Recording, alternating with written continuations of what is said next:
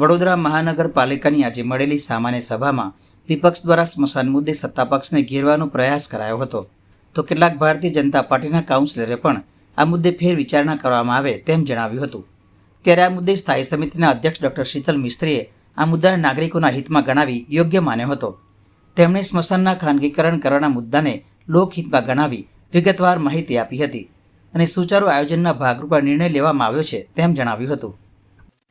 સામાન્ય સભામાં સ્મશાન બાબતે 2-3 મોટાભાગના નહીં પણ 2-3 કાઉન્સિલરોની રજૂઆત હતી કે વડોદરા શહેરના અલગ અલગ ઝોનમાં આવેલા 31 સ્મશાનો ને આઉટસોર્સિંગથી ટેમ્પરરી રીતે સ્મશાનનું આયોજન સુચારુ થાય, તમામ નાગરિકોને મૃતક માટે 7 મણ લાકડા, 1200 છાણા, 5 પૂડા ઘાસ અને આખરી સામાન ને આનો આશરે ખર્ચો જે 10.44 કરોડ હતો આમાંથી લાકડા કોર્પોરેશન દ્વારા આપવામાં આવશે.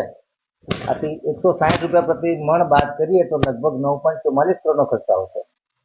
આજની પહેલા જે સ્મશાનો મેનેજ થતા હતા એમાં પણ કોર્પોરેશન દ્વારા લાકડા આપવામાં આવતા હતા. કોર્પોરેશન દ્વારા 93 જેટલા સિક્યુરિટી જવાનો અને 15 થી 20 જેટલા કર્મચારીઓ કે જેમાં ચિતાનો ઓપરેટર વગેરે સમાવેશ હતો, આ સ્ટાફને ત્યાંથી કાઢી લેવામાં આવશે તો 3.5 થી 4 કરોડ રૂપિયાની બચત થશે. એની સામે મેં કીધું કે 9.44 કરોડનો ખર્ચો છે, એમાંથી આ 4 કરોડ બાદ કરીએ તો 5.5 કરોડ રૂપિયા જેટલો ખર્ચો છે. જેમાંથી મુખ્યત્વે ખર્ચો કે જે લાકડાના ટેન્ડરના ભાવ છે 200 રૂપિયા પ્રતિ મણ, એના બદલે ફક્ત 40 રૂપિયા ટ્રાન્સપોર્ટેશન અને કટિંગના આપવાના છે. એટલે માનો કે 200 રૂપિયાનો ભાવ મૂકીએ તો 7 મણ લાકડાના જે રૂપિયા થાય 1200, એમાંથી ફક્ત 280 રૂપિયા ચૂકવણા થાય, 1120 રૂપિયાની બચત થાય. એની સામે 1200 જેટલા છાણા અને 5 પૂડા ઘાસ આપવામાં આવે તો પણ 120 રૂપિયા બચે.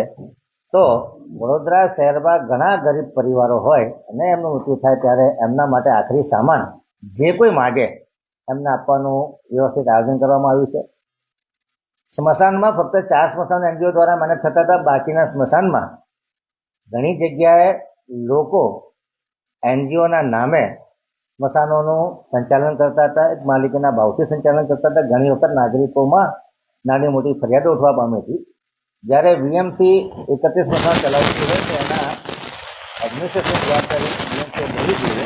એટલે આઉટસોર્સિંગથી દરેક સ્મશાનમાં 5 જેટલા કર્મચારીઓ રાખવામાં આવશે, જેમાં સફાઈ કર્મચારી, સિક્યુરિટીના કર્મચારી, પાવતી આપવાવાળા કર્મચારી, ગજામણના કર્મચારી, ગાર્ડન સાફ કરવાના અને સાથે સાથે ગાર્ડન લેન્ડસ્કેપિંગ સાફ સફાઈ થાય અને એક જવાબદારીપૂર્વક આ એજન્સીઓ કામ કરે અને એને કમિશન પણ ઘણી રીતે રાખવામાં આવે જેથી કરીને કર્મચારીઓ રજૂ આવે છે કે નહીં એની પર પણ થશે.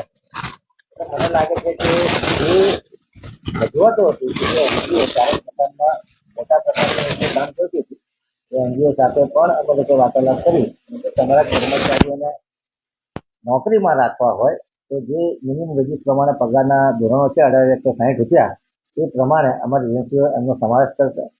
આ સિવાય પણ કોઈ એનજીઓએ કોઈ સેવા કરવી હોય તો એને પણ PSR એક્ટિવિટી ગણો અથવા પોતે જે એ કોઈ સવલતો આપે છે એનો પ્રોપર હિસાબ કિતાબ કરી અને એજન્સીઓના બિલમાંથી આ નાણાં કાપી લેવામાં આવશે. એટલે સેવા કરવા માટે કોઈને વંચિત રાખવામાં નથી આવ્યા. જે કોઈ વ્યક્તિએ જે કોઈ સેવા કરવી હોય છૂટ છે. કોર્પોરેશન ઘણું ફ્લેક્સિબલ છે, પરંતુ 4 સ્મશાનના બદલે બાકીના 31 સ્મશાનોમાં પણ જો કોઈ એનજીઓ આવે અને કોઈ એમની શિક્ષાએ કામ કરવું હોય તો અમે એજન્સીઓને વાત કરી અને જે કોઈ બાદબાકી કરવાની છે એમના બિલોમાંથી એ કરી લઈશું.